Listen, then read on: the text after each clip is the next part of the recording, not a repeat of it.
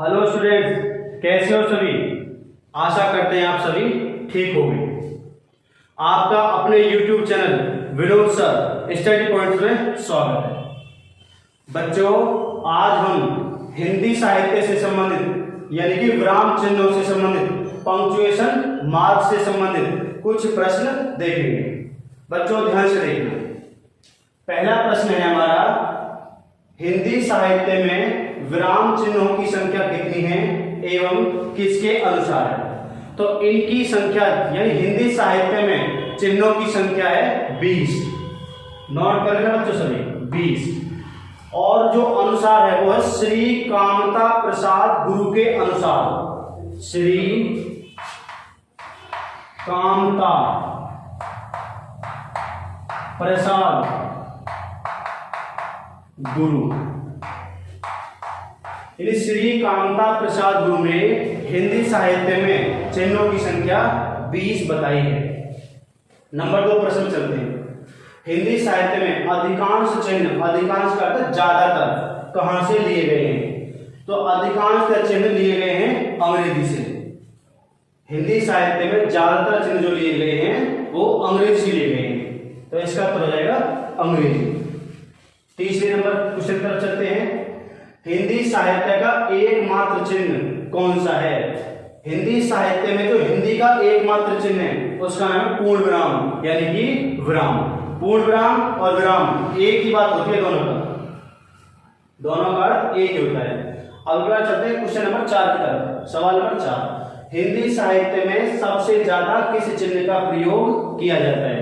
तो हिंदी साहित्य में सबसे ज्यादा प्रयोग होता है अल्पविराम का यानी कि कॉमा का। कॉमा का अर्थ होता है जब हम कोई भी सेंटेंस पढ़ते हैं उसके बाद थोड़ा सा रुकाव लेते हैं, फिर उसके बाद दूसरा सेंटेंस पढ़ते हैं, पूरा खत्म में थोड़ा सा फिर रुकाव लेते हैं। ऐसा नहीं कि भाषा में कॉमा लगकर ही आएगा, रुकने का मतलब ही अल्पविराम का चिन्ह होता है। तो इसलिए बोलते हैं सबसे ज्यादा जो चिन्ह का प्रयोग होता है वो होता है अल्पविराम का। अल्पविराम को बोलते हैं कॉमा। क्वेश्चन नंबर 5 की तरफ, दो विपरीत शब्दों को जोड़ने वाले चिन्ह का नाम। जो दो शब्द आपस में एक दूसरे के विपरीत होते हैं उनको जोड़ने वाले चिन्ह का नाम होता है योजक चिन्ह। योजक चिन्ह के दो अन्य नाम और भी हैं, संयोजक चिन्ह या सामासिक चिन्ह। इसे समास का चिन्ह भी बोलते हैं। अब की बार चलते हैं सवाल नंबर 4 पर। हाँ बच्चों, 5वें क्वेश्चन में यदि किसी शब्द की सेम टू सेम जो की तो पुनरावृत्ति आ रही हो तब भी हम योजक चिन्ह का प्रयोग करते हैं। जैसे कि दिन दिन, पल पल। यदि कोई शब्द जो का इधर 2 बार लिखते हैं तो उनके बीच में भी हमेशा योजक चिन्ह का ही प्रयोग किया जाता है। योजक चिन्ह के 2 नाम और भी बताए, ये संयोजक चिन्ह या सामासिक चिन्ह। या ये भी पूछा जा सकता है कि समास में किस चिन्ह का प्रयोग होता है। तो समास में योजक चिन्ह का प्रयोग किया जाता है जो दो विपरीत शब्दों को हमेशा आपस में जोड़ता है। क्वेश्चन नंबर 6 की तरफ, विराम चिन्ह का शाब्दिक अर्थ क्या होता है।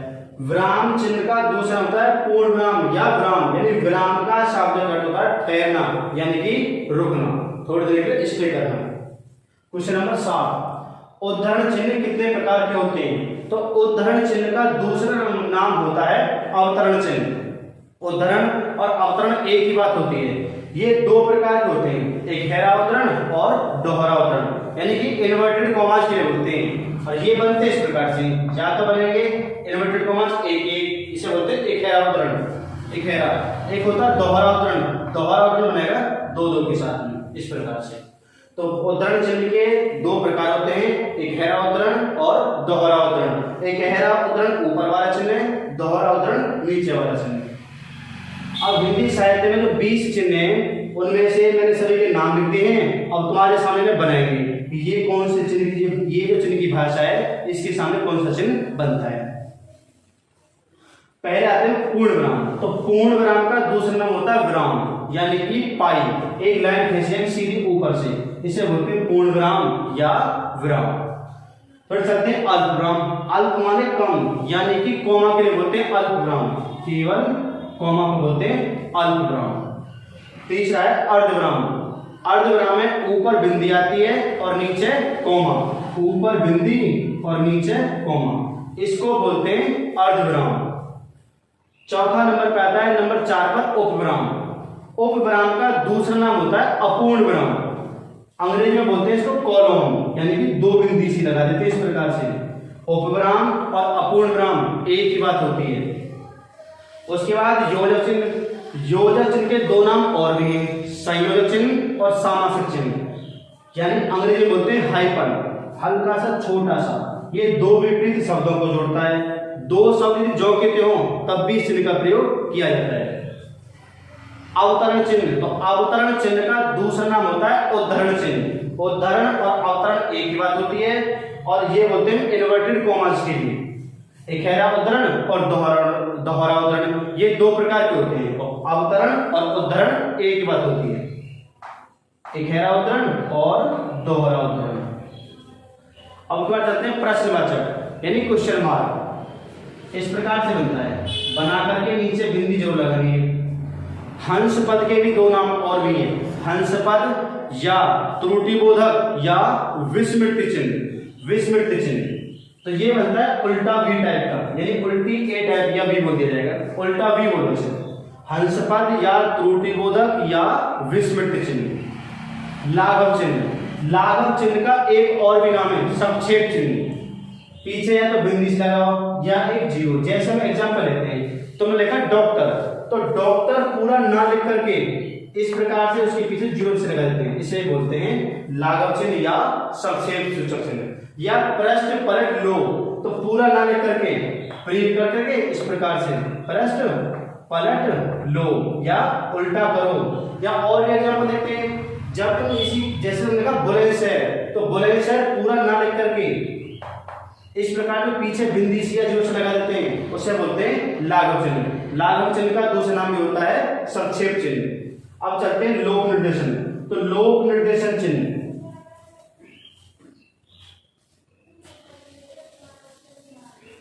लोक निर्देशन में बार बार जो कोई चीज डैश डैश डैश डैश अनंत बना सकते हैं, या गुणांक का चिन्ह बार बार अनंत तक लगा सकते हैं, ये आते हैं लोक चिन्ह में। या प्लस का चिन्ह, यानी कोई सा भी एक चिन्ह अनंत तक करता रहना ही बार बार, ये कहलाता है लोक निर्देशन चिन्ह। आदेश चिन्ह का दूसरा नाम होता है विवरण चिन्ह।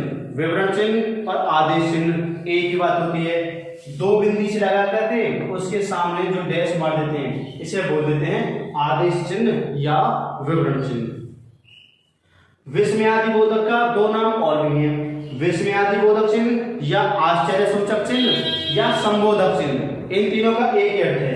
अंग्रेजी में बोलते हैं इसे एक्सक्लेमेटरी, यानी पाई खींच करके या एक सीधी लाइन खींच करके उसके नीचे अंक की बिंदी लगाते हैं। लाइन खींची इस प्रकार से और नीचे बिंदी लगा दी जाएगी, इसे बोलते हैं विस्मयादिबोधक या संबोधक, या हम बोल देते हैं उसको संबोधक या विस्मयादिक या आश्चर्य सूचक। आदेश चिन्ह छूट गया इसमें, ये विवरण चिन्ह इस प्रकार से। आगे आता है समानता सूचक यानी कि तुल्यता सूचक। इसका दूसरा नाम और भी है, समानता सूचक या तुल्यता सूचक। इसका अर्थ है बराबर का चिन्ह, यानी इक्वल, जो बराबर का चिन्ह लगाते हैं गणित में।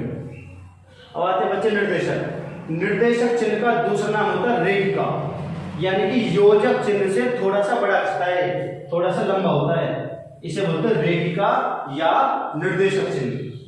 कोष्टक तीन प्रकार के होते हैं, छोटा कोष्टक, मझला कोष्टक और बड़ा कोष्टक। ये होते हैं तीन प्रकार के होते हैं, छोटा, मझला और बड़ा।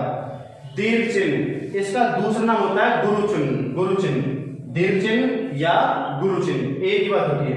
ऐसे टाइप की सी बनती है जिसमें दो मात्राएं रहते हैं छंदों में, उसमें इस चिन्ह का प्रयोग किया जाता है। पाद चिन्ह बोलते हैं भाग के चिन्ह के लिए,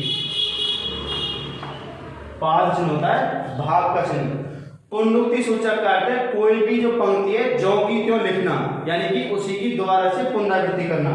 तो ये होता है इस प्रकार से। बच्चों यदि आपको हमारी वीडियो अच्छी लगी हो तो लाइक करना, शेयर करना, सब्सक्राइब करना, और यदि आपको कहीं इसमें कमी लगी हो, आपको कुछ पूछना हो तो कमेंट्स के माध्यम से बताना।